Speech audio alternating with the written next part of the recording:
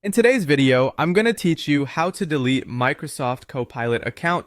If you've decided Copilot isn't for you, or you just want to clear your data and start fresh, I'll walk you through the process in a clear and straightforward way. We'll use the web version, and by the end, you'll know exactly what happens when you delete and what to expect afterwards. Start by opening your browser and going to copilot.microsoft.com. Make sure you're signed into the Microsoft account you actually want to remove from Copilot. If you use more than one account, double check the profile picture or initials in the top corner so you don't delete the wrong one. This page is the central place where Copilot runs in your browser, and the account shown here controls your Copilot data and history.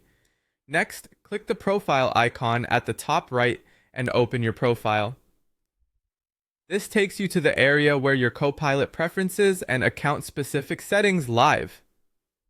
If you're using a work or school account, note that some options may be managed by your organization.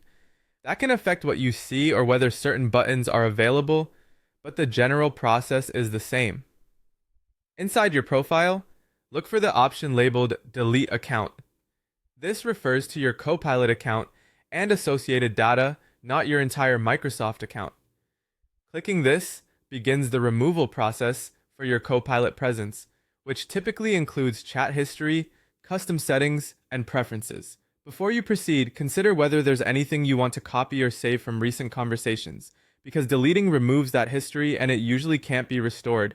When you're ready, choose Delete Copilot to confirm. You may see a prompt asking you to verify the action, sign in again, or acknowledge what will be deleted. Read the message carefully so you understand what's being removed and what will remain. This action does not delete services like Outlook, OneDrive, or your Microsoft account itself. It only removes your Copilot data tied to this account.